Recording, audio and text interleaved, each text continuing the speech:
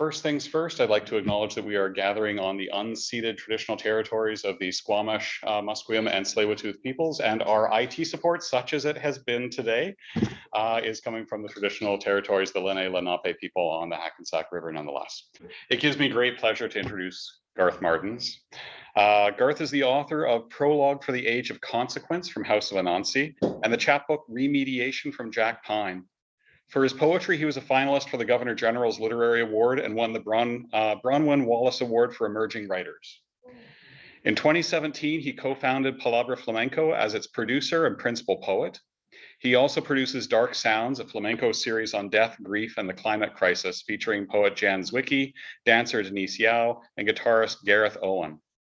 For Alma del España Flamenco Dance Company, he performed his poetry, I'm going to pronounce this poorly, in Pasajes, an international production.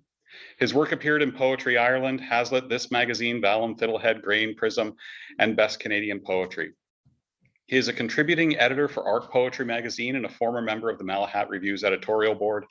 He lives in Victoria, BC, and I am very pleased to introduce Garth. I will turn the screen around.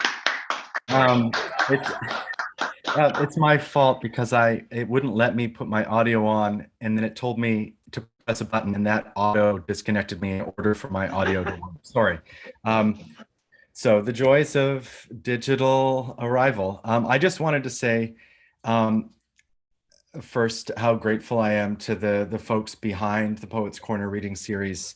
There's a lot of invisible labor that goes on. I know that from experience, and thank you very much, and thank you for inviting me. It's a particular pleasure to read alongside Stephen Cullis, and thank you for the introduction, James, or should I say Professor Gifford. I was a scruffy dishwasher in the UVic cafeteria, and your Anglo-Irish Lit class was a banger of a course, and probably one of the only ones I remember from my checkered time at the UVic Department of English. So thank you. I'm going to read 6 poems in total. I need to put my timer on just so that I know what I'm doing. Yes, and 3 poems from my first book, Prologue for the Age of Consequence, which James mentioned. Very briefly, it's about the tar sands and industrial projects of Alberta, the people who work in them. There's a mythological dimension to it as well. It's derived from experiences I had over 8 years as a skilled laborer on job sites. Follows a crew, a foreman and their boss, their individual lives, endurance, addiction, loss, abuse, and pain, and their service to the building of a tower that becomes larger than life. So I'll read 3 poems, starting with Prologue. Forget where you were going. The white mud, the yellow head, air warping from the cranked down window through the truck, lead you out the tourist district, past tall townhouses, their vinyl yellows, greens, blues, stacked as if to keep you out. Through the overpass, these give way to the concrete silo, a rail station, canola, wheat. Turn right onto a road that doesn't quite exist. It aims someplace but won't make it through the mud. Scrapers and bulldozers straining on caterpillar tread carve hills at either side, mounds of soil stinking and black. Semi-trucks flank the route, drivers rushing to relieve their freight. Snagged in branches of black poplar and tamarack fronting the road, bag after bag is blown tight. The plastic wrinkled or stretched, mask-like. Cresting wooded slopes, you approach the site and the sun burns, foiling behind black thundercloud, molten like the light of a welder's tool. Nylon camping tents, hundreds along the ditches and clearings, streaked with scum, flare in the gusts. Men who have sailed every fjord or hunted every animal for a little pay have come here now with their many languages.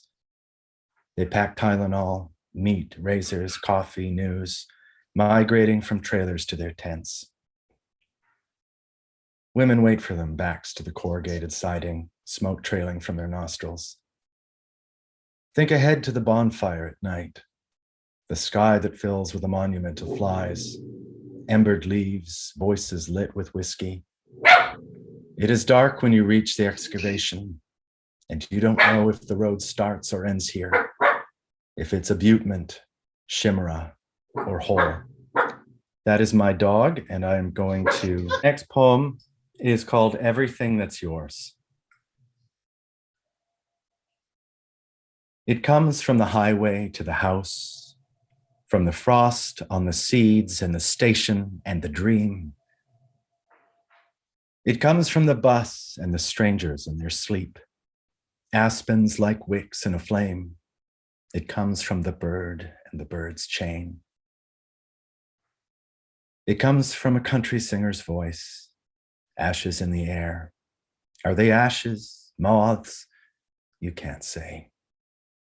Everything that's yours, a jar of receipts, the yellow ceiling, a scale that counts your weight. It comes from oil on your plate, a streak of gristle you cut away and cut and cut. It comes from your son's mute steps to the house, from the neighbor's truck and the cuffs of his eyes from the window overnight. It comes from the purge at the sink, ceramic tiles, the next drink. It comes from the chattering needle of a sewing machine, the radio at the prompt. Does your hand roll in like a snail shell, like a sickle? It comes from the bath and the candle, the woman and the cloth, steam as it curls from her skin. It comes before a question. Are her eyes made up or what? Is it you we're talking about? It comes from someone else's hand, the drugs that let her sleep. Just go to sleep. It comes from the understory of a ring, the name on a knife, from the horse in the yard and the horse before light. Is it a tool for digging, a freewheeling hinge? It comes from God in the oven, panic in the sky. It comes from the horse asking, when? From spokes of a wheel, cigarette filters, your son or the window asking. It doesn't come from you. It can never come from you. The trees are burning, and the other hand reluctantly takes the weight.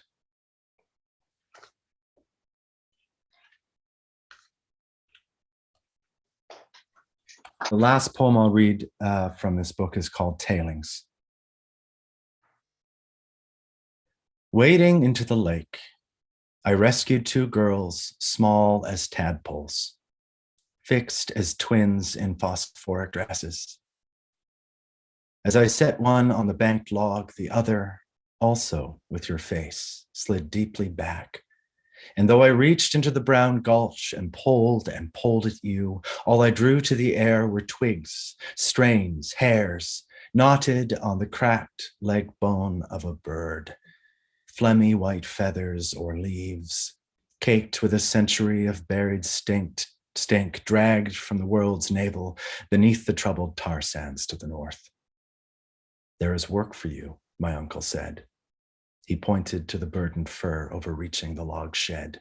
There is work, he said, his white hairs translucent against the fires.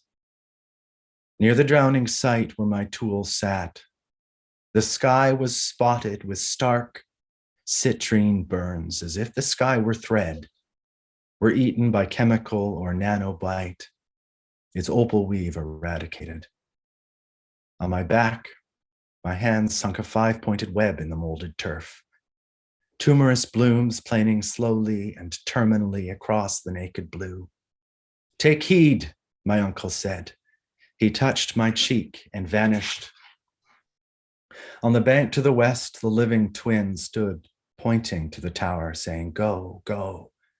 Incrementally black as I followed through galleries, lotteries, hotel passages, until the elevator opened and shut behind us. The polished haze of aluminum aged as she aged, marblings of rust, animal prints, as the air putrefied in asphyxiating citrine gas. Go, she said, go, and all went dark in her eyes. Thank you very much. I have 3 more poems.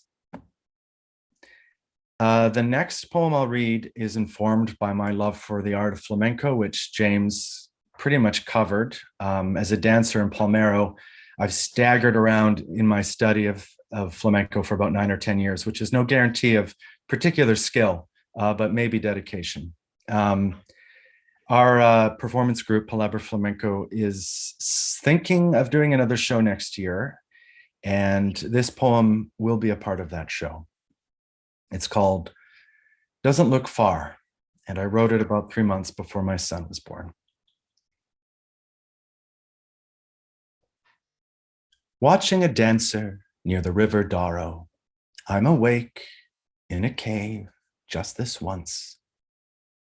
He bites his shoulder, wields a hammer of the inner ear, builds rivalry, a device, a birthplace. Wasted by discipline, this figure whose damage, whose night world knows no partition. He circles tea-colored shadow, a slender, hard way to get from here to there. Far down, he is a knife's edge among pilings, silence, the ash pit's frosted heap.